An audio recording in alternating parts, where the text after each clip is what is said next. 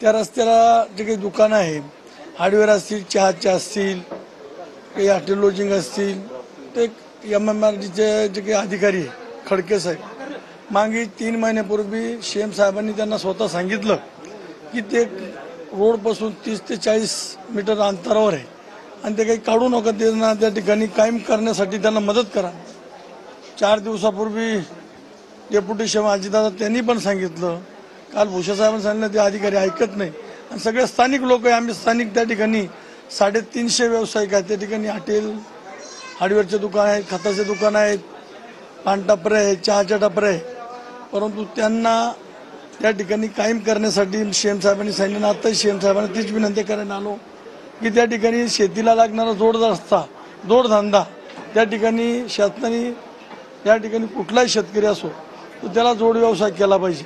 मग आमचे स्थानिक लोक काही भूमिहीन झालेले आहेत, काही धरणामध्ये जमिनी गेल्या, त्यांनी रस्त्यावर 2-2, 4-4 गुंठे जमिनी घेऊन त्या ठिकाणी व्यवसाय सुरू केला. काही स्थानिक शेतकरी आहेत, परंतु अतिशय तो खडके अधिकारी ऐकत नाही.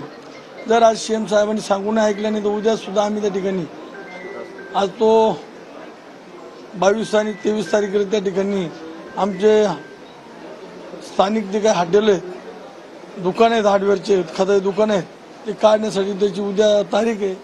त्यांनी पोलीस डिपार्टमेंटचं त्या ठिकाणी संरक्षण मागितलं आहे. परंतु उद्या सकाळी जर आज CM साहेबांचं ऐकून ऐकण्याची सुरुवात केली तर पहिल्यांदा उद्या मी त्या रस्त्यावर उतरून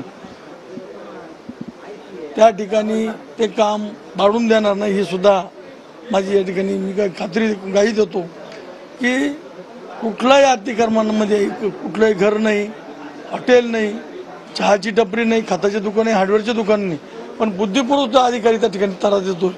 जर अशा अधिकारी जर एका CM साहेबाचं ऐकत नाही, डेप्युटी CMचं ऐकत नाही, पालकमंत्र्याचं ऐकत नाही, त्या अधिकाऱ्याची तात्काळ CM साहेबांनी बदली करावी या विनंतीसाठी आम्ही आलो. मुख्यमंत्र्यांनी काय आश्वासन वगैरे काय दिलेलं मागे त्यांनी आता मला सांगितलं की मी फोन करतो लगेच आणि त्याला कायम करण्यासाठी त्याला सांगतो, आदेश देतो. आपल्या मतदारसंघात आमदार किंवा खासदार असताना आपल्याला थेट मुंबईला यावं लागतंय? नाही साहेब, आता काल पालकमंत्र्यांनी पण सांगितलं, 4 दिवसापूर्वी अजितदादांनी डेप्युटी CMनी सांगितलं, CM साहेबांनी सांगितलं. पण आता उद्याची तारीख आहे, आता जवळजवळ 300 कुटुंब आहे. जर आम्ही त्या ठिकाणी त्यांना मदत नाही केली तर कुटुंब रस्त्यावर येतील. म्हणून मला इथपर्यंत येण्याची पाळी आली. आमचे 200-300 सगळे दुकानदार